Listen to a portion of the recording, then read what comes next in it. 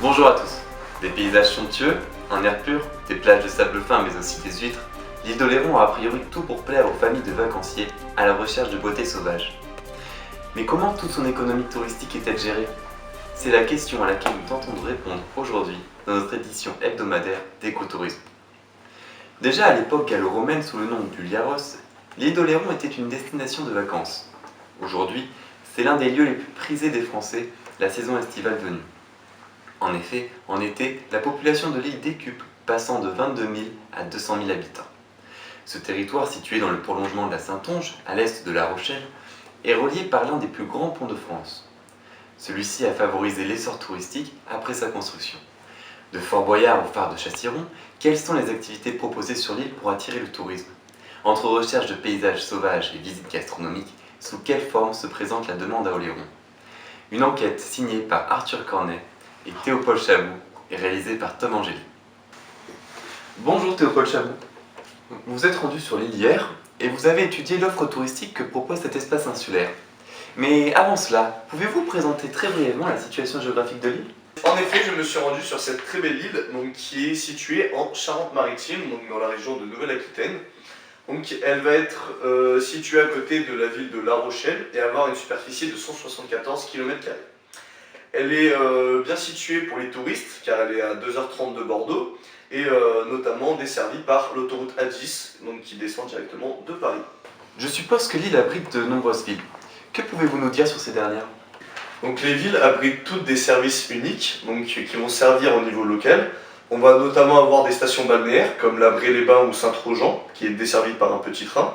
On va avoir aussi des cités plus médiévales comme le château d'Oléron ou Saint-Georges qui vont couvrir des marchés et encore des villes portuaires comme la Cotinière qui est un port de plaisance et qui va être le 7e port français. Pour desservir ces touristes, il y a notamment 14 000 places d'hébergement très diverses, que ce soit entre des campings avec des mobil-homes, des tentes, des caravanes ou encore des maisons louées sur Airbnb.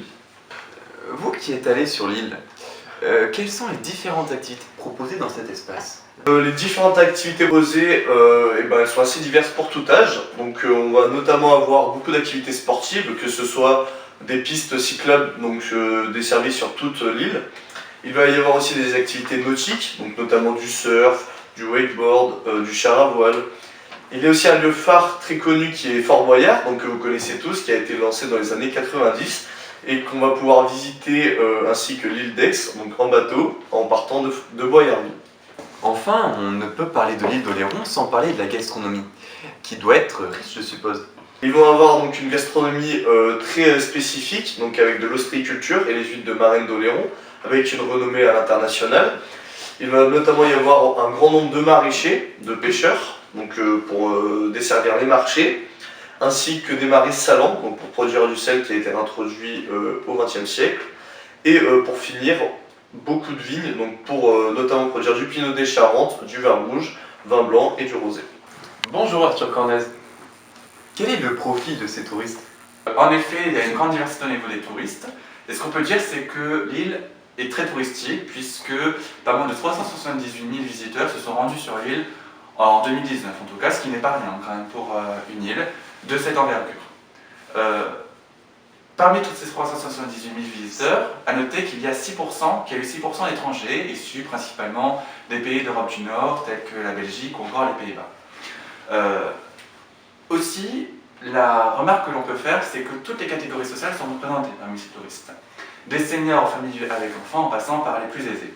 La seule différence va être au niveau du type d'hébergement que vont avoir ces catégories sociales. Les aisés et les seniors vont aller principalement dans la résidence secondaire, tandis que les familles avec enfants vont plutôt privilégier les campings, les hôtels ou les hébergements de type Airbnb.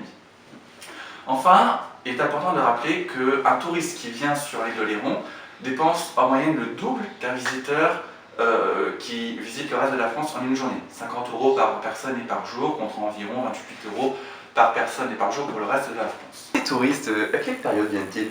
Il y a une période vraiment touristique sur l'île d'Oléron, en été, principalement de juin à septembre.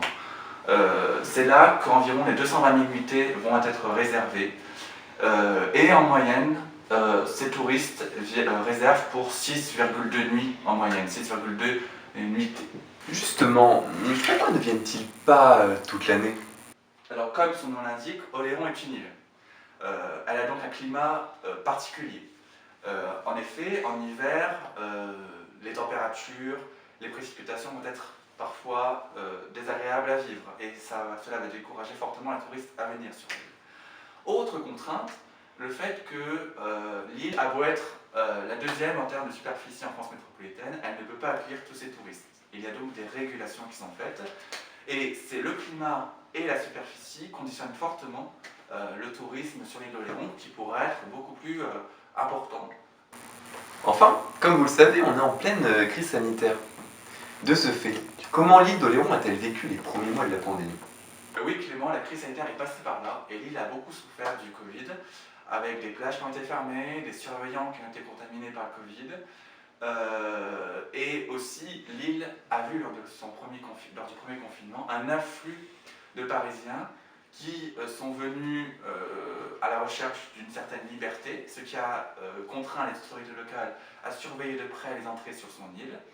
De plus, le Covid a évidemment, comme partout dans les lieux touristiques, eu des impacts sur la fréquentation touristique de ces lieux et des hébergements. En effet, selon un dernier chiffre, les hôtels et les campings ont ainsi accusé une baisse respective de 15 et 10 points par rapport à 2019. Et les étrangers ont été évidemment moins nombreux de fait des restrictions sanitaires, puisqu'il n'y en était que seulement 3% d'entre eux étaient des étrangers contre 6% en 2019.